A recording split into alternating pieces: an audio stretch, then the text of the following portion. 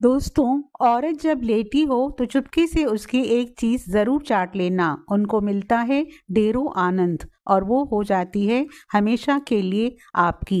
ये चीज पुरुषों को चाटना भी है बहुत जरूरी, नहीं तो पति पत्नी में प्यार कम हो जाता है, गर्लफ्रेंड बॉयफ्रेंड में प्यार कम हो जाता है। इसे हर कोई चाहता है, हर पुरुष चाहता है। आप भी महिला की यह एक चीज जरूर चाट लेना। आपका भाग्य चमक जाएगा, किस्मत चमक जाएगी, आप करोड़पति लखपति हो जाएंगे, धनवान बन जाएंगे। हमारे चैनल में आपका स्वागत है। आज का प्रसंग बहुत ही खूबसूरत है। वीडियो को लाइक ज़रूर करें। दोस्तों, कौन सा पुरुष पत्नी का साथ कभी नहीं छोड़ता? पति पत्नी इस कहानी को ज़रूर सुने।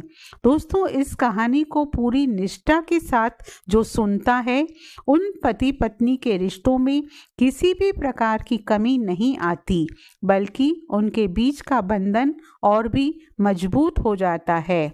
कलयुग के इस दौर में सबसे बड़ी समस्या ये है कि दाम्पत्य जीवन में प्रेम की दीवारें बहुत जल्दी दरकने लगती है, विश्वास और आपसी समझ कमज़ोर पड़ने लगती है।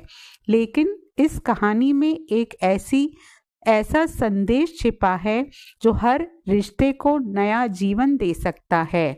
ये कहानी एक रात की दुल्हन की है, जहाँ एक नव विवाहित दुल्हन अपने पति से केवल एक ही रात के लिए मिलती है और फिर किस्मत की उलझनों के कारण दोनों बिछड़ जाते हैं। फिर शुरू होती है संघर्ष और परीक्षा की लंबी गाथा, जिसमें प्रेम, त्याग और समन का अद्भुत संगम देखने को मिलता है। पति पत्नी के बीच सच्चे प्रेम का यह प्रमाण दर्शाता है कि चाहे कितनी ही बड़ी मुसीबतें क्यों न आ जाए, अगर प्रेम सच्चा हो तो समय और दूरी उन्हें अलग नहीं कर सकते।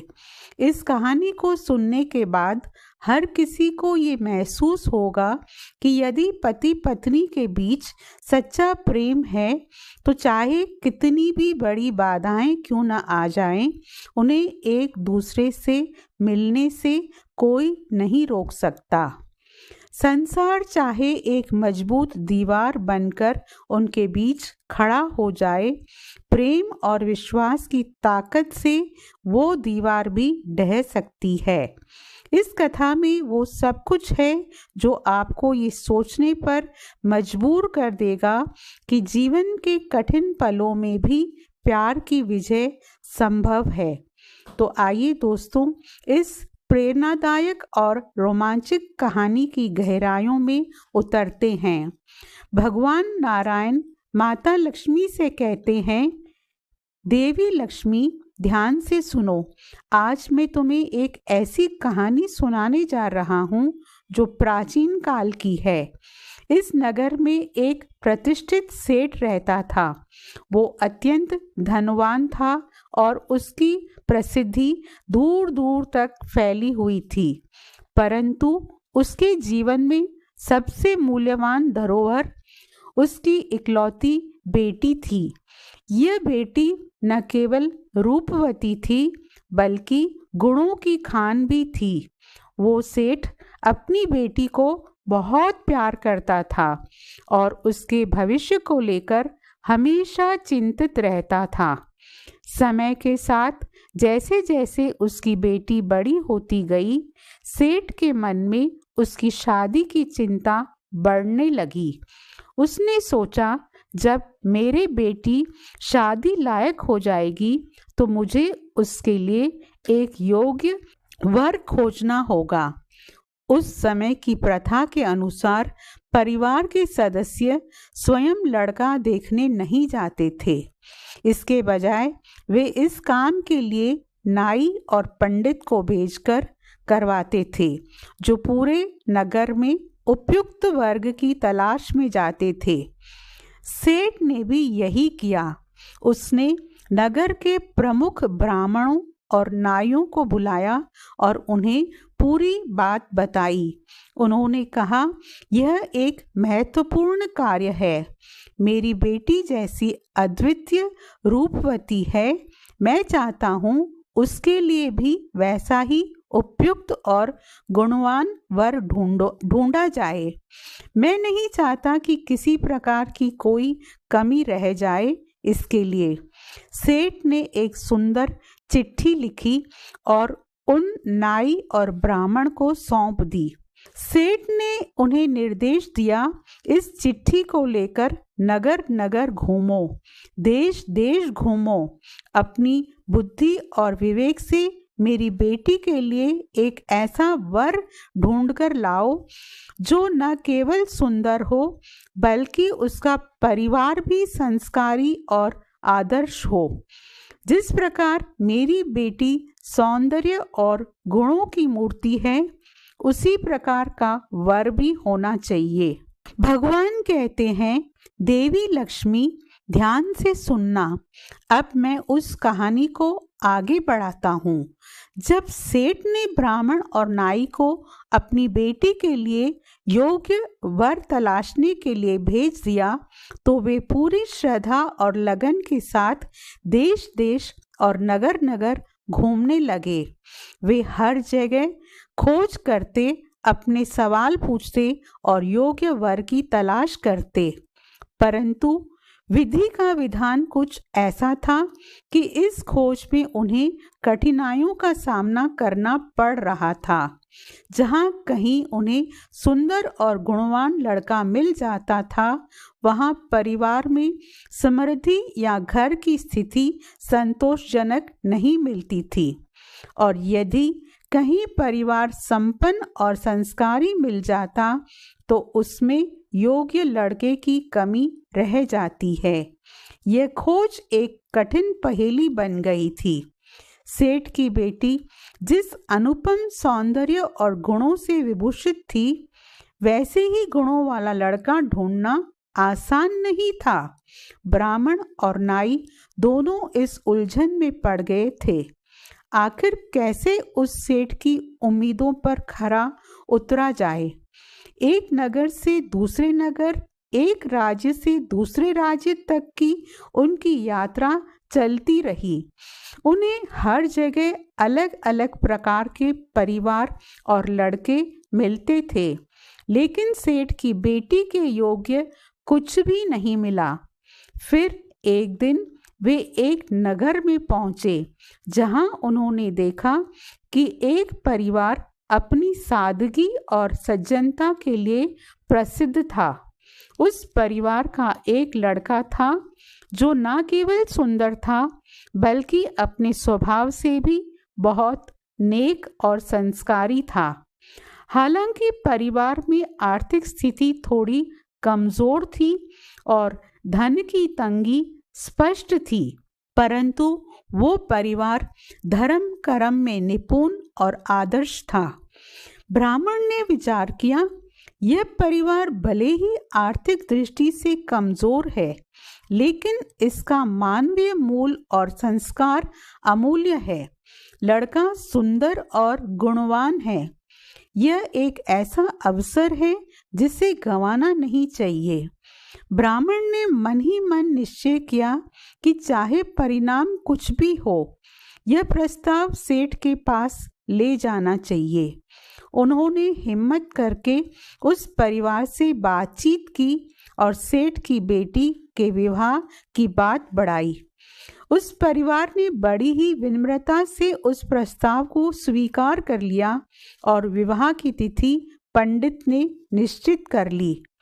फिर क्या था, ब्राह्मण और नाई खुशी खुशी वापस सेठ के पास लौट आए। ब्राह्मण और नाई ने जब सेठ से जाकर ये समाचार सुनाया कि एक सुंदर, योग्य और संस्कारी वर मिल गया है और विवाह की तिथि भी निश्चित हो चुकी है, तो सेठ और उसका परिवार बहुत खुश होता है। सभी जगह आनंद और उत्सव का माहौल था। सेठ की बेटी के घर में भी विवाह की तैयारियां जोर शोर से चलने लगती है। उधर वो वर के घर में भी सभी लोग बड़े उत्साह और उमंग के साथ तैयारियों में जुट जाते हैं। यह एक ऐसा अवसर था जो सभी के दिलों में उमंग और उम्मीदें लेकर आया था, परंतु विधाता का खेल किसे मालूम होता है। जब विवाह की तिथि निकट आई तो एक अप्रत्याशित घटना घटती है। जिस लड़के के लिए ब्राह्मणों ने टीका भेजा था, जिसे वर के रूप में चुना था, वो एक गंभीर दुर्घटना का शिकार हो जाता है। इस दुर्घटना में उसकी एक आंख फूट जाती है। अब वो एक आंख से ही देख सकता था। ये हादसा न केवल लड़के के लिए बल्कि उसके पूरे परिवार के लिए गहरी चिंता का विषय बना हुआ था। विवाह का दिन अब बहुत निकट आ चुका था। वर के घर में खुशी की जगह अब उदासी और निराशा ने ले लिया था। परिवार के सदस्यों के चेहरों पर चिंता की लकीरें साफ दिखाई दे रही थी। सब सोच में पड़ गए थे कि इस परिस्थिति में अब क्या करें। यदि लड़के को एक आंख से दूल्हा बनाकर बारात में लेकर जाते हैं और दुल्हन के परिवार ने इसे देखकर शादी करने से मना कर दिया, तो ये पूरे परिवार के लिए बड़ा ही अपमानजनक होगा। न केवल वर का परिवार बल्कि पूरा मोहल्ला और समाज उनकी हंसी उड़ाएगा। यह उनके मान सम्मान का प्रश्न बन गया था। वर के परिवार के बुजुर्ग, विशेष रूप से लड़के के दादाजी, जो बेहद समझदार और अनुभवशाली व्यक्ति थे, उन्होंने सभी को सांत्वना दी। उन्होंने कहा, चिंता मत करो, हमें एक उपाय करना होगा। हम रास्ते में एक किराए का दूल्हा ढूंढ लेंगे, उसे कुछ धन देकर और समझाकर हमारे साथ बारात में शामिल कर लेंगे। जब विवाह संपन्न हो जाएगा तो बाद में हम अपनी बहू को स्थिति समझाकर घर ले आएंगे। इधर भगवान नारायण माता लक्ष्मी को समझाते हुए कहते हैं, हे देवी, इस कथा को ध्यान से सुनना। जब बारात रास्ते में आगे बढ़ रही थी, हर कोई चिंता और आशंका से घिरा हुआ था। सभी सोच रहे थे कि क्या किया जाए और कैसे इस मुश्किल को हल किया जाए। तभी यात्रा के दौरान बारात घने जंगल से गुजर रही थी। वहां एक पेड़ के नीचे एक सुंदर कुमार सोया हुआ था। उसका रूप और सौम्य चेहरा देखकर बारात में शामिल लोगों के मन में विचार आया कि इससे सुंदर दूल्हा कहीं नहीं मिलेगा। लड़के के दादाजी, जो बेहद समझदार और अनुभवी व्यक्ति थे, उन्होंने तुरंत उस लड़के को जगाया और उससे पूछा कि तुम कौन हो और इस जंगल में क्या कर रहे हो। कुमार ने आंखें खोलकर देखा और कहा, मैं एक गरीब आदमी हूँ और मैं यहाँ कुछ व्यक्तिगत कारणों से आया हूँ। यह सुनकर दादाजी ने कहा, तो फिर हमारे साथ चलो, हम तुम्हारे लिए एक काम देते हैं। लड़के ने हैरानी से पूछा, मुझे क्या करना होगा दादाजी? दादाजी ने कहा, तुम्हें ज्यादा कुछ नहीं करना है। हम तुम्हें एक रात के लिए दूल्हा बनाएंगे और तुम्हारा विवाह कराएंगे। इसके बदले में हम तुम्हें एक सोने की मोहर देंगे। कल सुबह होते ही तुम अपने रास्ते चले जाना। मित्रों, पहले तो उस लड़के ने मना कर दिया, लेकिन रात में मौजूद अन्य लोगों ने उसे समझाया और कुछ ने दबाव भी बनाया। तब आखिरकार वो लड़का मान जाता है, क्योंकि उसके पास उस समय कोई विकल्प नहीं था और उसे यह प्रस्ताव किसी अद्वितीय अवसर जैसा लगा। बारात ने उस कुमार को दूल्हा बना लिया और उसे सजाकर पालकी में बैठा दिया। सभी ने राहत की सांस ली, मानो अब सब ठीक हो जाएगा। बारात जब लड़की के घर पहुंची तो वहां का दृश्य देखने लायक था। हर तरफ खुशियों की गूंज थी, ढोल नगाड़े बज रहे थे और लोग बारात का स्वागत करने के लिए तैयार खड़े थे। लड़की की माँ और पिता ने जब पालकी से निकले दूल्हे को देखा तो उनकी आंखों में खुशी और गर्व था। लड़की ने भी पर्दे के पीछे से अपने दूल्हे को देखा और मनी मन प्रसन्न हुई। उसने सोचा, मेरा पति कितना सुंदर है। लेकिन उस बेचारी को ये नहीं पता था कि ये दूल्हा असल में किराए का दूल्हा है। राजकुमार ने अपने मन में एक द्वंद्व महसूस किया। वो जानता था कि ये सब केवल एक रात का नाटक है और सुबह होते ही उसे यहाँ से चले जाना है। लेकिन उसके दिल में यह विचार भी आया कि इस अनजान लड़की के साथ रात बिताना एक बड़ी जिम्मेदारी है। उसने मन में ठान लिया कि चाहे जो भी हो वो इस लड़की का सम्मान बनाकर रखेगा। दूसरी ओर लड़की के माता पिता बेहद खुश थे। उन्हें ऐसा योग्य और सुंदर दूल्हा जो मिला था। लेकिन विधाता का खेल यही खत्म नहीं हुआ था। विवाह के बाद बड़े हर्ष उल्लास और विधि विधान से सभी रस्में पूरी की गई। पूरे नगर में उत्सव का माहौल था और सेठ की बेटी का विवाह एक बड़े समारोह के रूप में संपन्न हुआ। वो पल हर किसी के लिए अनमोल था।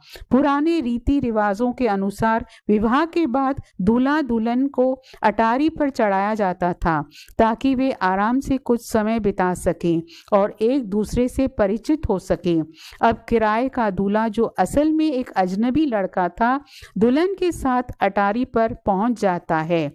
उसने दुल्हन को देखा और उसकी सुंदरता को उसकी मासूमियत ने उसे कुछ पल के लिए स्तब्ध कर दिया। वो सोच में पड़ गया कि किस परिस्थिति में वो यहाँ आया है और अब क्या करना चाहिए। उसके मन में एक बड़ा संकट था। वो जानता था कि वो सिर्फ एक रात के लिए यहाँ आया है और सुबह होते ही उसे इस जगह से जाना होगा। लेकिन उसे ये समझ में आया कि ये दुल्हन उसके लिए केवल एक रात की कहानी हो सकती है, परंतु इस लड़की के लिए वो उसकी पूरी जिंदगी था। वो सोचने लगा, लड़कियों के पास उनकी इज्जत है। सोचने लगा, लड़कियों के पास उनकी इज्जत ही उनका सबसे बड़ा गहना होता है। अगर मैं यहाँ से चला गया और इस लड़की का भरोसा तोड़ दिया तो इसकी जिंदगी बर्बाद हो जाएगी। यह कैसे अपने पति के पास लौटेगी जिसके साथ इसकी शादी पहले से तय हुई थी। मेरी जिम्मेदारी बनती है कि मैं इसका सम्मान बनाए रखूं और इसे किसी भी तरह की शर्मिंदगी से बचाऊं। दुल्हन, जो अब तक सोच रही थी कि सब कुछ सामान्य है, अपने दूल्हे के बर्ताव से थोड़ी चिंतित हो गई। उसने देखा कि उसका पति चुपचाप बैठा है और उससे बात नहीं कर रहा है। यह उसे परेशान करने लगा। उसने साहस जुटा पूछा, महाराज, क्या आपको कुछ पसंद नहीं आया? क्या मैं आपके योग्य नहीं हूँ? इस पर कुमार ने उसे सांत्वना देते हुए कहा, नहीं, ऐसा कुछ भी नहीं है। फिर भी दुल्हन के मन में संदेह और चिंता बनी रही। लड़के ने देखा कि वह सवालों से घिर गया है। उसने बात को संभालते हुए कहा, तुम्हें चिंता करने की आवश्यकता नहीं है, मैं बस कुछ सोच रहा हूँ।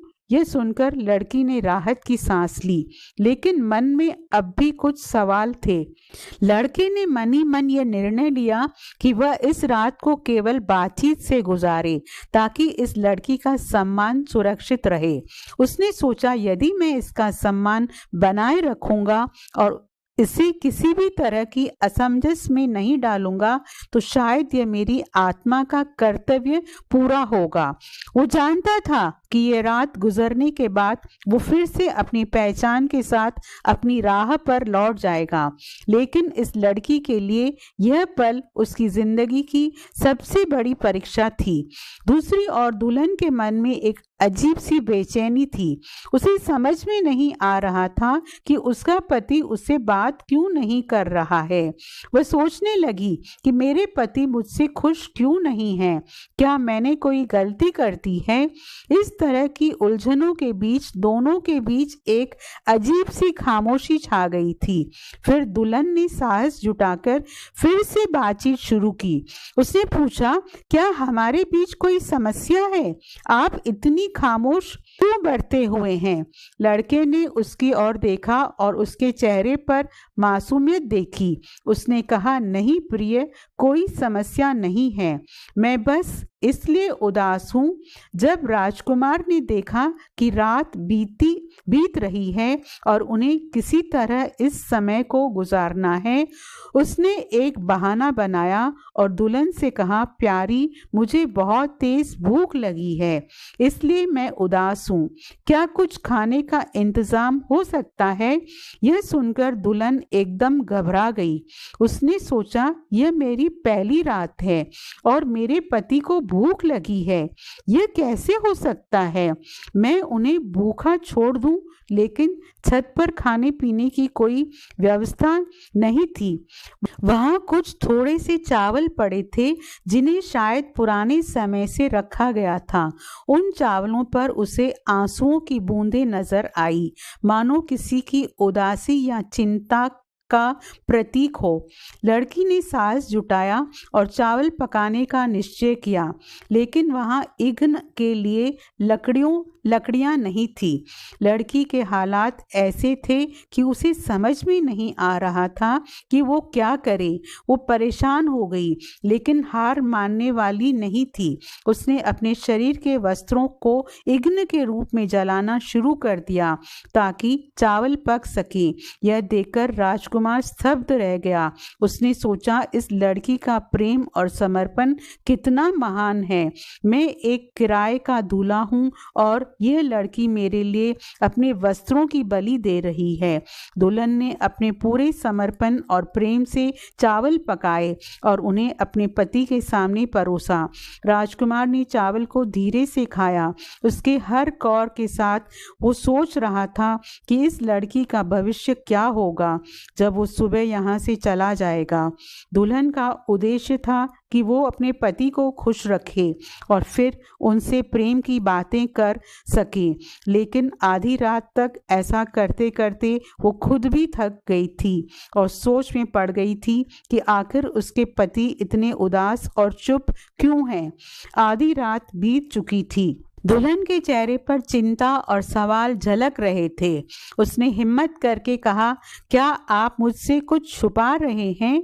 क्या आपको मुझसे कोई परेशानी है? राजकुमार ने उसकी ओर देखा। उसकी आंखों में एक अजीब सी उदासी थी। वो जानता था कि वो एक रात के लिए यहाँ है, लेकिन इस लड़की के ऊपर तो उसका एक कर्तव्य था। उसने प्यार भरी नजर से देखा और कहा, नहीं, ऐसा कुछ भी नहीं है, बस कुछ बातें हैं जो मैं तुम्हें नहीं बता सकता। सुबह का सूरज उगने ही वाला था। राजकुमार ने देखा कि उसकी पत्नी थक कर सो चुकी है। उसने धीरे से उसे देखा और उसके चेहरे को अपने दिल में बसा लिया। उसकी आंखों में आंसू थे। उसने मन में सोचा, आज की रात मैंने तुम्हारे साथ बिताई है, लेकिन कल से शायद मैं तुम्हारे जीवन में ना रहूं। यह कहते हुए उसने धीरे से अपने आंसू पोंछे और अटारी से नीचे उतर आया। बारात में लौटकर कुमार ने अपने कर्तव्य को पूरा किया। बारात के लोग उसे एक सोने की मोहर देकर विदा करते हैं और कहा, अब तुम अपने रास्ते जाओ और यहाँ दोबारा कभी मत आना। कुमार, जो अब अपने असली रूप में लौट चुका था, उसने एक अंतिम बार पीछे मुड़कर उस घर को देखा जहां उसकी एक रात की दुल्हन सो रही थी। फिर उसने अपने कदम उठाए और अपने रास्ते पर निकल पड़ा। वो अपनी एक रात की दुल्हन को छोड़ कर जा तो रहा था, लेकिन सच में उसे अपनी दुल्हन से प्रेम हो गया था। उसका मन नहीं चाह रहा था कि वो उसे छोड़कर जाए, लेकिन क्या करता। भाड़े का दूल्हा जो था, सुबह होते ही विवाह की सभी रस्में पूरी हो गई और दुल्हन की विदाई की तैयारी शुरू हो गई थी। पालकी सजाई गई और दुल्हन को उसमें बिठाकर विदा किया जाने लगा। वह पल बड़ा भावुक था। हर किसी की आंखों में आंसू थे और सेठ की बेटी भी अपने नए जीवन की ओर बढ़ने के लिए तैयार हो रही थी। बारातियों ने खुशी खुशी विदाई का कार्यक्रम संपन्न किया, लेकिन ये सब एक भ्रम था, एक नाटक था जिसमें किराए का दूल्हा शामिल था, जो अब अपनी भूमिका निभाकर चला गया था।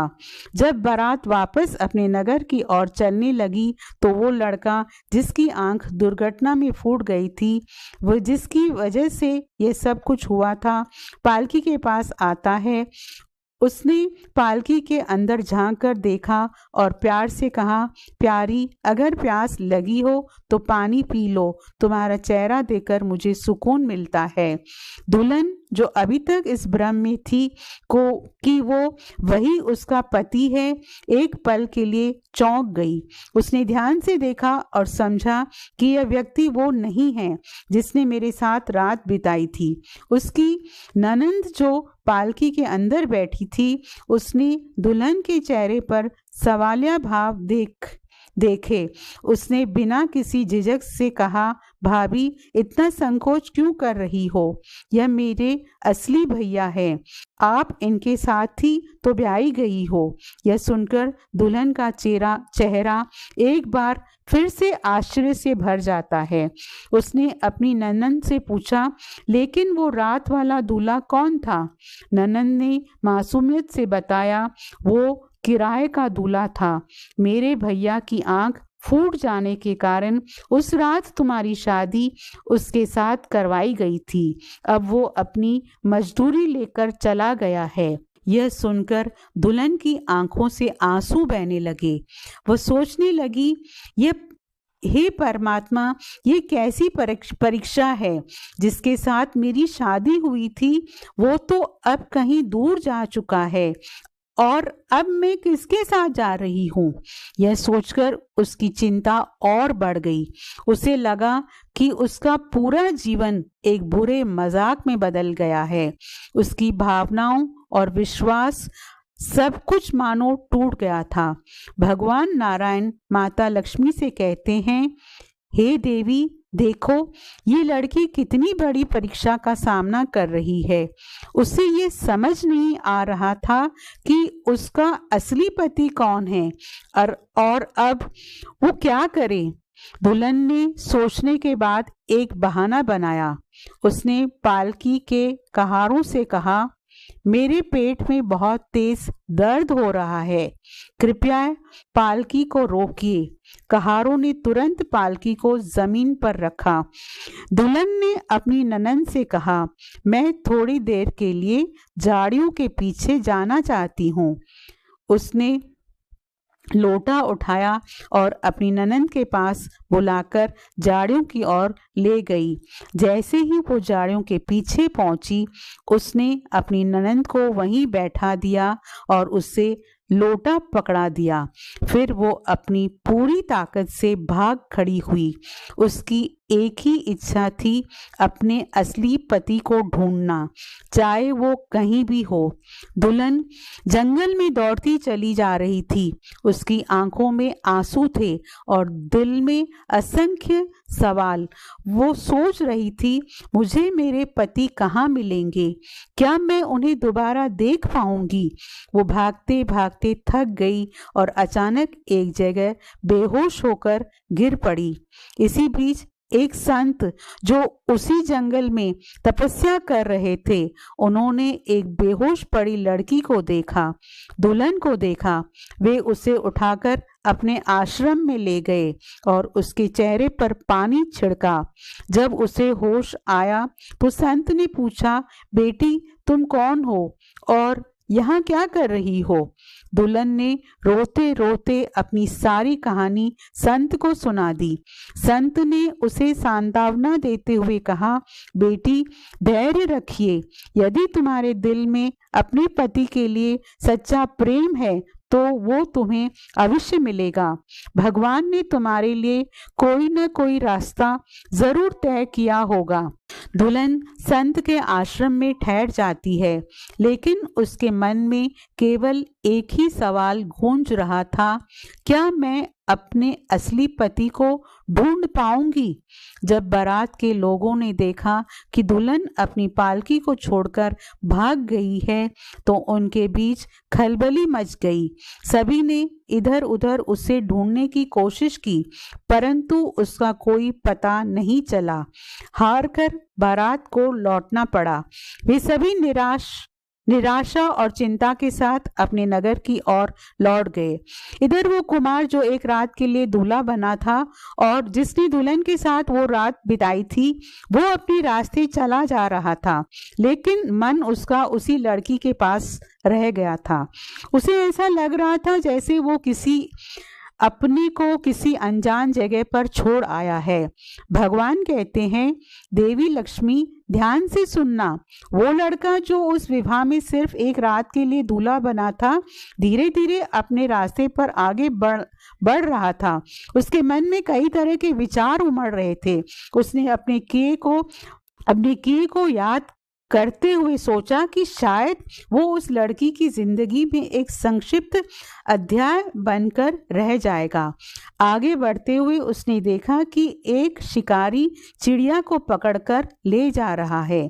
शिकारी ने चिड़िया को इतनी कसकर पकड़ा है कि वो दर्द और डर से चिल्ला रही थी। उस लड़के का दिल पिघल गया। उसने शिकारी को रोका और कहा, भैया कृपया रुक जाओ, इस चिड़िया के प्राण मत लो। शिकारी ने उसकी बात को अनसुना करते हुए कहा, यह मेरा शिकार है, मैं इसे नहीं छोड़ सकता, मैंने इसे पकड़ने के लिए बहुत मेहनत की है। लड़के ने समझाया, देखो जीवन कीमती है, किसी की जान लेकर अपना पेट भरना ठीक नहीं है।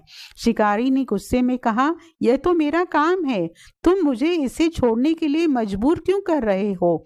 यह सुनकर कुमार ने अपने पास से एक सोने की मोहर निकाली और कहा, यह लो, ये सोने की मोहर तुम्हारे लिए है, इसे बेचकर तुम्हें बहुत कुछ मिल जाएगा, बदले में चिड़िया की जान बख्श दो। शिकारी ने कुछ पल के लिए सोचा। उसने समझा कि सोने की मोहर से वो अधिक लाभ कमा सकता है। उसने चिड़िया को छोड़ दिया और मोहर लेकर वहां से चला गया। चिड़िया ने अपने पंख फड़फड़ाए और उड़ी, लेकिन वो कुमार को देखती रही। उसके दिल में कृतज्ञता की भावना उमड़ आई। वो उड़कर अपने परिवार के पास पहुंची और वहां की सारी घटना सुनाई। चिड़िया के परिवार वाले सुनकर चौंक गए। उन्होंने कहा, तुम्हें उस इंसान का धन्यवाद करना चाहिए जिसने तुम्हारी जान बचाई है। हम नहीं जानते कि तुम्हारे दिल में पानी है या नहीं। एक एहसान का बदला देना तुम्हारा कर्तव्य है। जाओ और उस इंसान का धन्यवाद करके आओ। चिड़िया ने अपने परिवार वालों की बात मानी। वो फिर से उड़कर राजकुमार के पास गई और बोली, तुमने मेरी जान बचाई है, तुम्हारा उपकार मैं कभी नहीं भूलूंगी। राजकुमार मुस्कुराया और कहा, मैंने जो किया वो मेरा कर्तव्य था। हर किसी का जीवन मूल्यवान है। चिड़िया ने मन ही मन ठान लिया कि वो इस सज्जन व्यक्ति के उपकार का बदला चुकाएगी। उसने सोचा कि वो उसे ऐसे ही नहीं छोड़ सकती। यह विचार करते हुए वो चिड़िया वहां से उड़ जाती है और अपने परिवार को बता देती है कि वो इस इंसान की मदद का मार्ग ढूंढ रही है। इधर भगवान कहते हैं, हे लक्ष्मी, देखो सच्चे हृदय से किए गए अच्छे कर्म का फल अवश्य मिलता है। उस कुमार ने बिना स्वार्थ के एक चिड़िया की जान बचाई और वो चिड़िया अब उसकी मदद के लिए आगे आने वाली है। भगवान नारायण ने लक्ष्मी को समझाते हुए कहा, लक्ष्मी अब सुनो, सुनो। चिड़िया जो कुमार के प्रति आभार व्यक्त करना चाहती थी, वो एक तपस्वी संत के आश्रम में पहुंची। वहां पहुंचकर उसने संत से प्रार्थना की, हे महात्मा जी, कृपा करके मेरी काया पलट दीजिए। मुझे 12 साल के लिए एक सुंदर कन्या बना दीजिए, ताकि मैं उस राजकुमार का उपकार चुका सकूं जिसने मेरी जान बचाई है।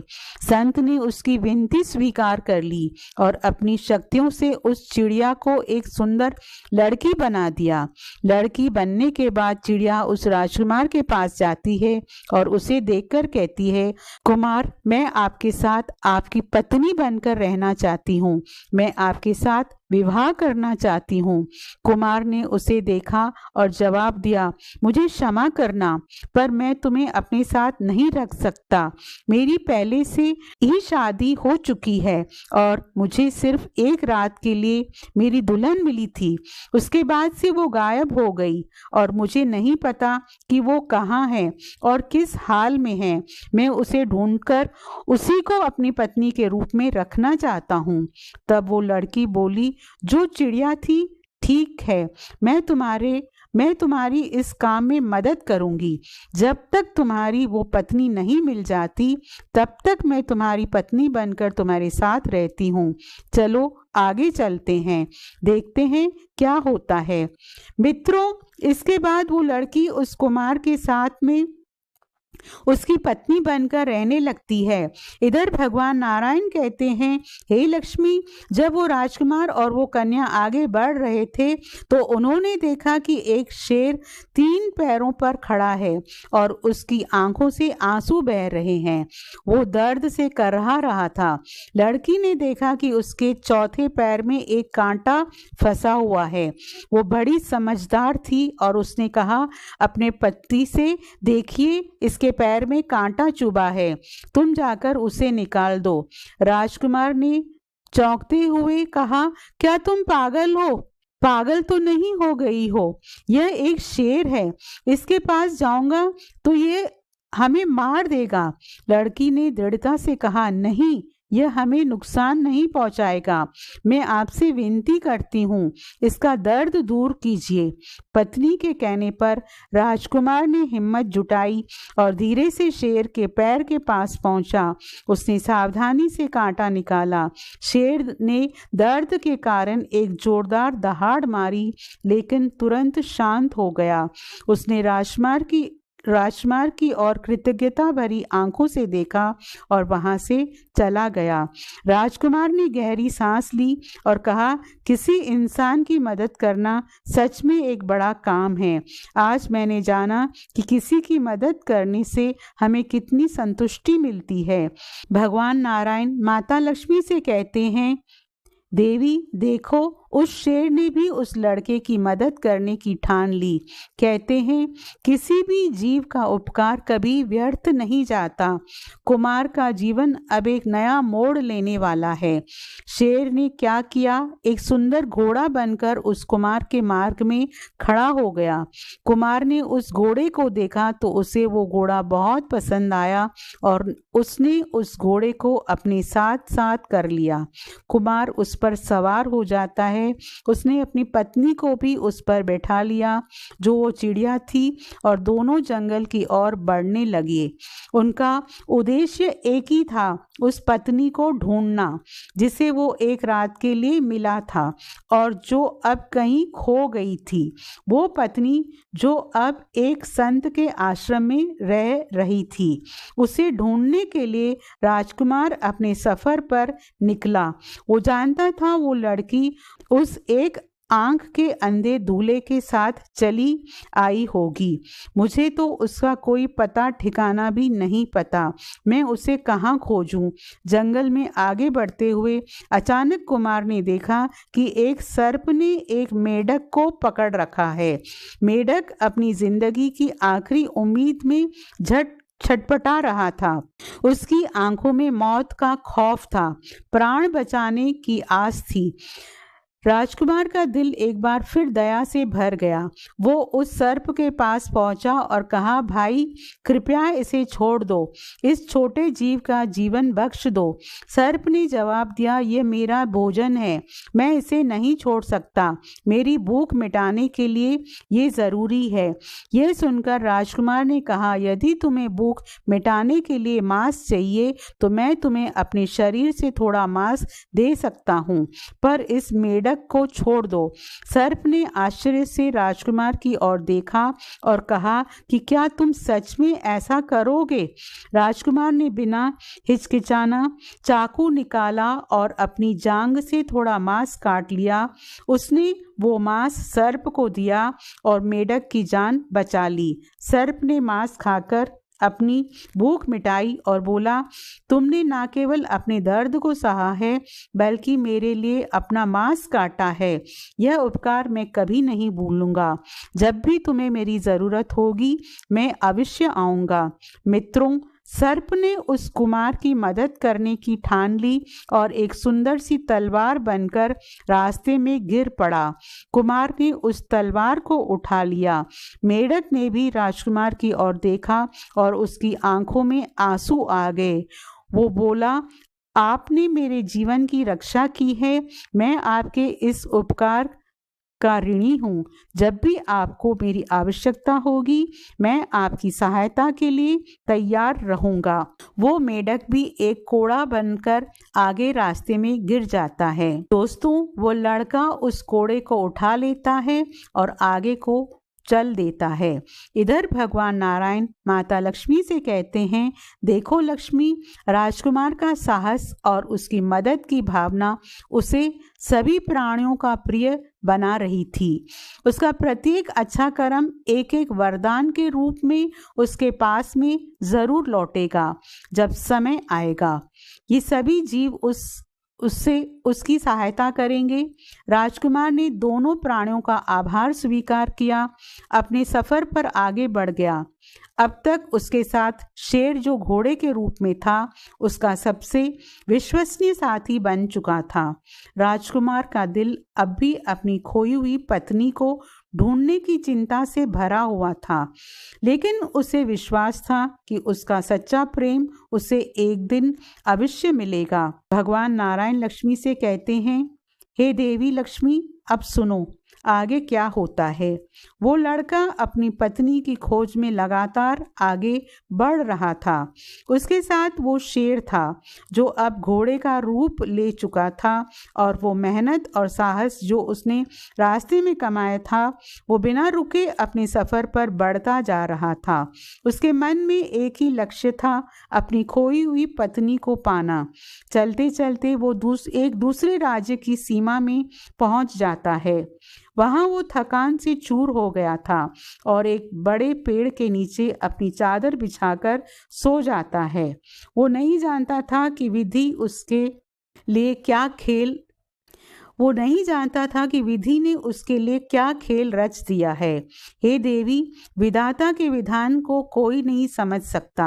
उस राज्य के राजा का कुछ समय पहले ही निधन हो गया था और वहां की रानी ने ये घोषणा कर दी थी कि जो भी व्यक्ति सुबह बगिया के द्वार पर सोया हुआ मिलेगा उसे ही राज्य का नया राजा बनाया जाएगा। सुबह होते ही राजमहल के नौकरों ने देखा कि एक अजनबी व्यक्ति बगिया के द्वार पर सोया हुआ है। वे उसके पास गए और उसे जगाया। राजकुमार हैरानी से जागा और घबराकर बोला, भाई, आप लोग मुझे क्यों पकड़ रहे हैं? मैंने कोई गलती नहीं की है। नौकरों ने कहा, तुम्हारी गलती नहीं है, तुम्हारा भाग्य तुम्हें यहाँ लेकर आया है। तुम इस राज्य के नए राजा बनने वाले हो। उस कुमार को समझ में नहीं आया कि ये सब क्यों हो रहा है। वो चुपचाप उन नौकरों के साथ महल की ओर चल देता है। जब वो रानी के सामने पहुंचा तब रानी ने उसे देखा और कहा, युवक, तुम मेरे लिए बेटे जैसे हो। मेरे पति अब नहीं रहे और मैं किसी से विवाह भी नहीं करूंगी, लेकिन मेरे राज्य को एक राजा की ज़रूरत है और विधि का विधान है कि तुम ही इस राज्य के राजा बनोगे। कुमार ने संकोच करते हुए ये नई जिम्मेदारी स्वीकार कर ली। उसकी इच्छा तो अपनी खोई हुई पत्नी को ढूंढने की थी, लेकिन अब वो जानता था कि भगवान ने उसके लिए एक नई जिम्मेदारी तय की है। इधर वो चिड़िया जो लड़की बनकर उसके साथ रह रही थी, उसने देखा कि राजकुमार अब राजा बन चुका है, तो वो भी महल में एक रानी के रूप में उसके साथ रहने लगी। 12 साल तक वे दोनों उस राज्य में आनंद पूर्वक रहने लगे। चिड़िया जो कन्या बनी थी, वो जानती थी कि उसका समय अब धीरे धीरे समाप्त होने वाला है, क्योंकि वो संत द्वारा दिए गए वरदान के अनुसार 12 साल के लिए लड़की बनी थी। मित्रों, इसी बीच राजकुमार ने अपने नए राज्य को बखूबी संभाला और प्रजा का दिल जीत लिया। वो अब भी अपनी पत्नी को याद करता था, जिसकी एक रात को स्मृति उसकी आंखों में बसी हुई थी। उसे ये विश्वास था कि एक दिन वो उसे अवश्य मिलेगा। भगवान नारायण ने लक्ष्मी से कहा, देवी लक्ष्मी, देखो, कर्मों का अवश्य फल मिलता है। राजकुमार के सच्चे प्रेम और अच्छे कर्मों ने उसे एक नया जीवन दिया।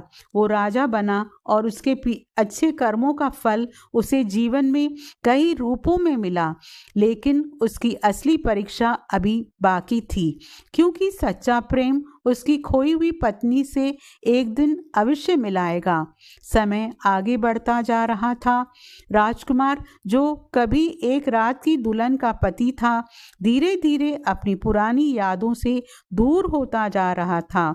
उसकी नई जिम्मेदारियों और राज्य के कामों ने उसे व्यस्त कर दिया था। दूसरी ओर वो एक रात की दुल्हन जो महात्मा के आश्रम में रह रही थी, दिन रात अपने पति के लौटने का इंतजार कर रही थी। हर दिन वो आकाश की ओर देखती और सोचती थी, मेरे पति कब आएंगे, किस रास्ते से आएंगे, कैसे मिलेंगे। मित्रों, समय बीतता गया और इस इंतजार में 11 साल निकल गए। उस एक रात की दुल्हन की आंखों में अभी भी उम्मीद की चमक थी। इधर वो चिड़िया जो लड़की बनकर राजकुमार के साथ रह रही थी, उसने एक पुत्र को जन्म दिया। पूरे राज्य में खुशी की लहर दौड़ गई। सभी लोग आनंदित थे और राजकुमार ने भी इस अवसर पर खुशी जताई। लेकिन इस खुशहाली के माहौल में राज्य के मंत्री के मन में जलन और ईर्ष्या की आग जल रही थी। उसने सोचा, राजा की मृत्यु के बाद यह राजपाट मेरा होना चाहिए था, लेकिन यह अजनबी कहाँ से आकर राजा बन बैठा। अब तो इसका एक पुत्र भी हो गया है।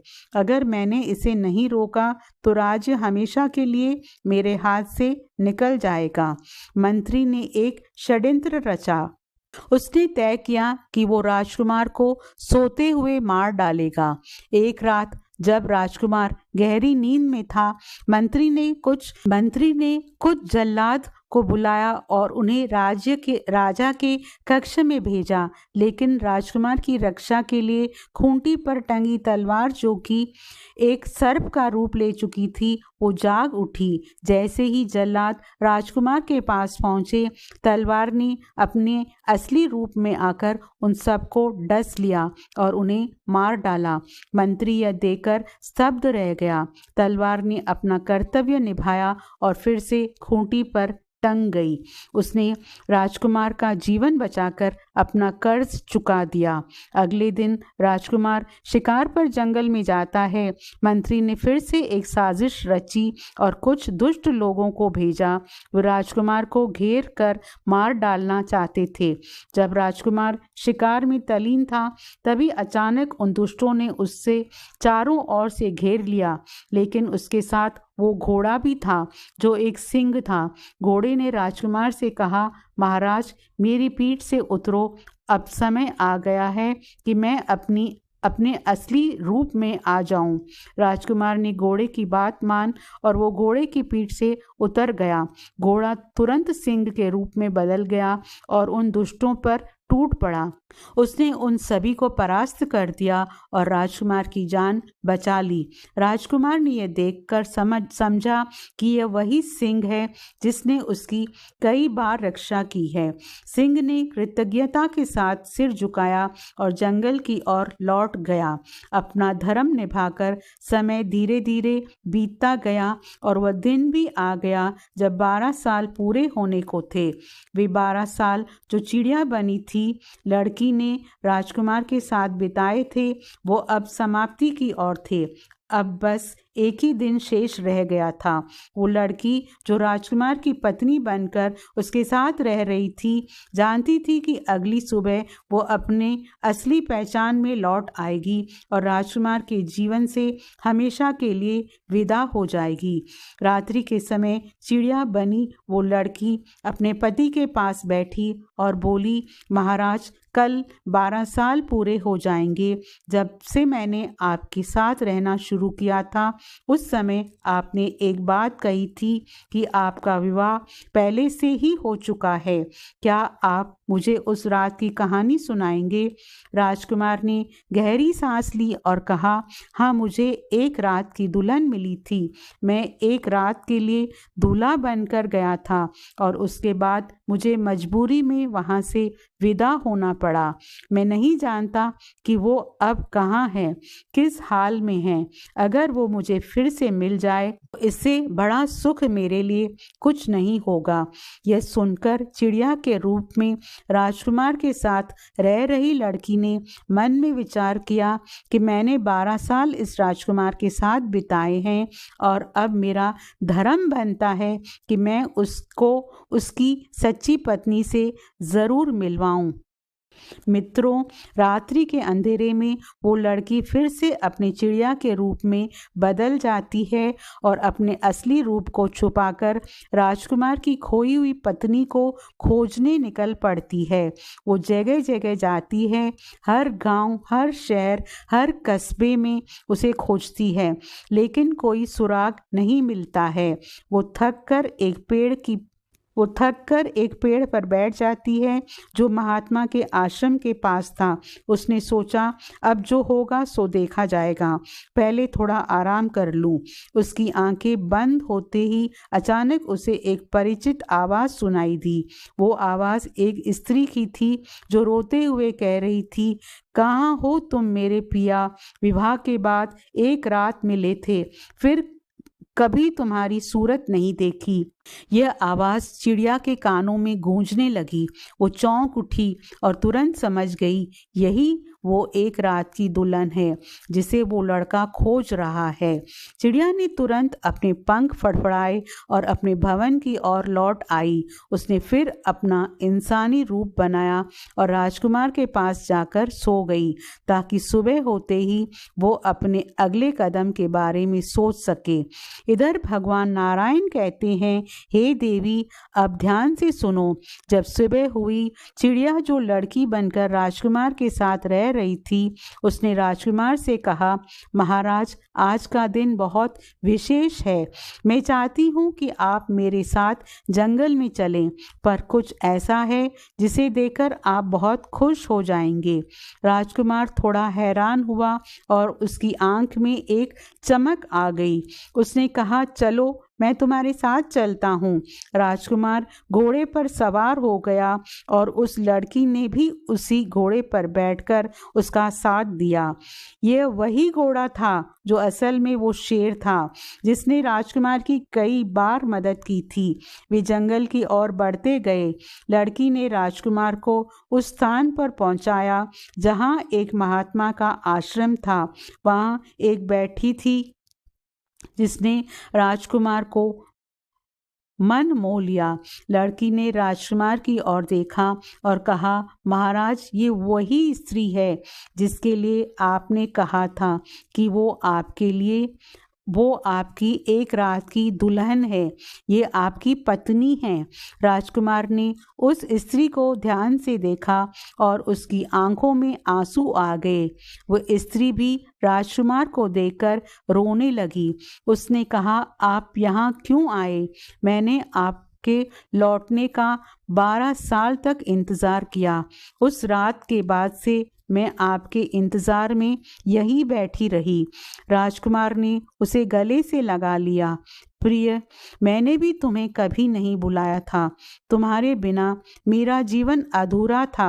विधि ने हमें अब मिलाया है और मैं तुम्हें दोबारा कभी छोड़कर नहीं जाऊंगा।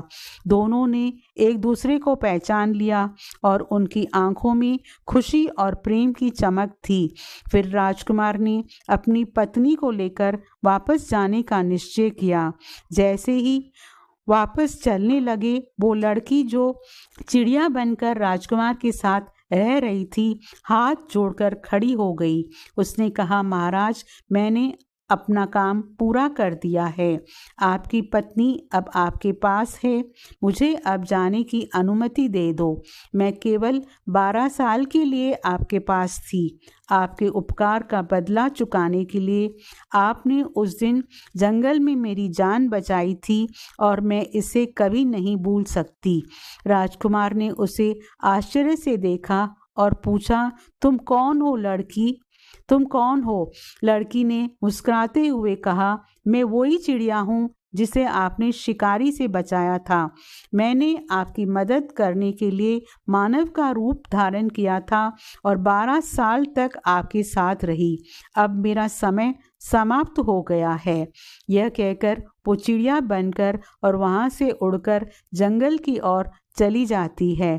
फिर वह घोड़ा, जो वास्तव में शेर था, वो भी आगे आया और बोला, महाराज, मैं भी आपको छोड़ने आया हूँ। आपने मेरे पैर से कांटा निकाला था, मेरी जान बचाई थी। मैं आपके साथ 12 साल तक घोड़ा बनकर रहा और आपके लिए कर्तव्य निभाया।